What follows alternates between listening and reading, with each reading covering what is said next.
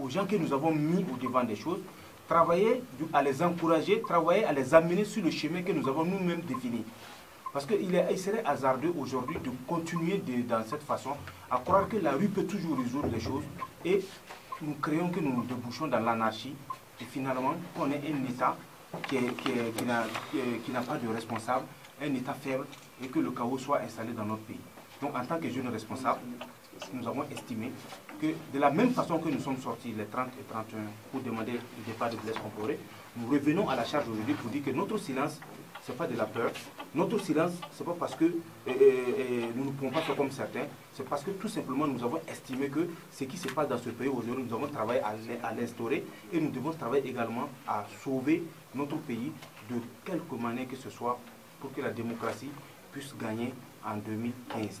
Raison pour laquelle nous nous sommes sentis interpellés par les agissements d'un certain nombre de personnes que nous estimons aujourd'hui qu'ils sont en train de dénaturer les choses, soit pour leur plaisir, soit parce qu'ils sont téléguidés. Nous tenons à les interpeller pour dire que de tels agissements, nous n'allons pas continuer, nous, aujourd'hui, jeunes conscients de ce pays, à tolérer cela. Et tous ceux qui sont, d'une manière ou d'une autre, impliqués dans cette déstabilisation de ce pays-là, nous allons les traiter comme des ennemis, les traiter comme nous avons traité le président Compaoré et ses valets. Et les gens du CDP ou d'autres partis qui tentent aujourd'hui d'instrumentaliser cette jeunesse pour croire qu'ils peuvent porter un coup à cette transition, qu'ils se tiennent tranquilles. Parce que nous n'allons pas nous laisser faire, nous n'allons pas nous laisser divertir et nous allons dire, comme j'ai dit, nous allons poursuivre les ennemis du peuple jusqu'à leur dernier retranchement pour que notre pays sorte gagnant dans cette transition. Au-delà de cette interpellation, comme on l'a dit, nous allons rencontrer les organisations de la société civile de façon générale. Nous allons rendre compte de ce qui se passe au CNT et nous allons recueillir des propositions afin d'en faire des propositions de loi qui puissent passer. Nous allons également interpeller le gouvernement sur un certain nombre de choses. Peut-être qu'il est temps aussi que le gouvernement sache qu'il y a des choses qui sont décidées en son sein et qui ne correspondent pas avec les aspirations profondes de notre peuple. Et qu'il est temps également qu'il reconsidère ces choses-là. Donc, il y a ces actions. Donc, nous allons demander d'abord une audience avec le Premier ministre pour vraiment échanger sur la question de façon profonde, et échanger avec le président du CNT sur un certain nombre de questions, même également sur le train de vie de l'État, tout ça, sur l'affaire Guigemdé. Nous allons revenir là-dessus avec le Premier ministre et le président du CNT, et nous allons leur demander de prendre les responsabilités pour résoudre cette question-là de façon définitive. Voilà. Et que tous ceux qui traînent les casseroles de cette façon ou d'une manière ou d'une autre dans le gouvernement ou ailleurs, qu'ils prennent leurs responsabilités pour permettre à notre pays de passer une transition apaisée.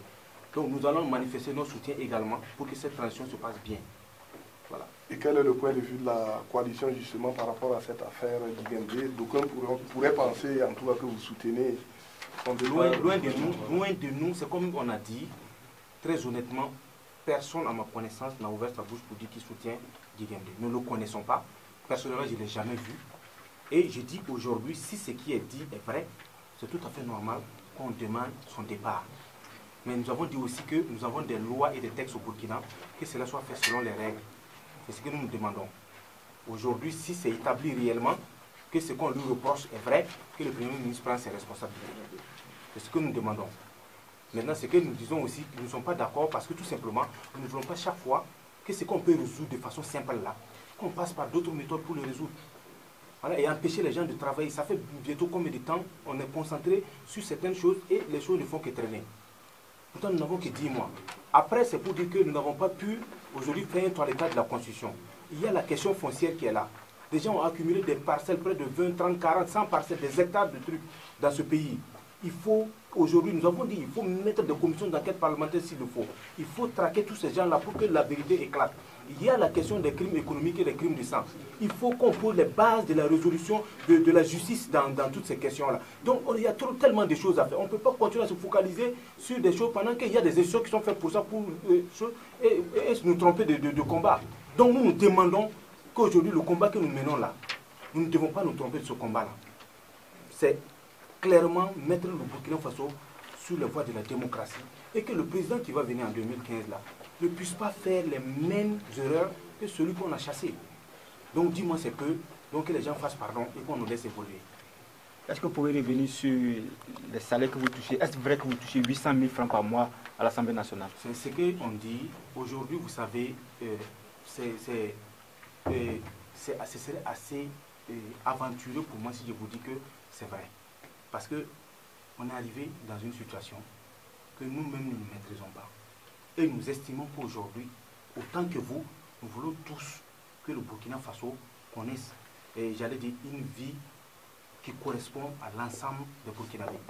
Pas qu'il y ait des hommes supra ou des hommes assez riches, pendant que d'autres sont là à traîner les pouces chaque jour. Le train de vie de l'État, nous sommes de ceux qui pensent qu'il faut considérablement diminuer le train de vie de l'État.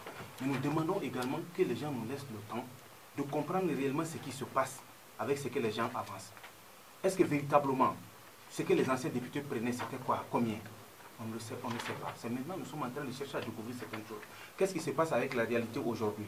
Qu'est-ce qu'il faut faire avec le Burkinabé lambda qui est là, qui nous observe, qui nous ont envoyés en mission? Donc tout ça, l'un dans l'autre, nous sommes en train de travailler à comprendre et à voir aussi comment avec vos propositions cadrer les choses pour qu'il n'y ait pas de dérapage. Donc j'ai dit que dans les jours à venir, cette question serait abordée avec vous, bien sûr avec d'autres structures de la société civile, pour voir comment apporter nos contributions aussi à mettre les choses de façon, voilà, à ne pas frustrer les Burkinabés dans leur ensemble.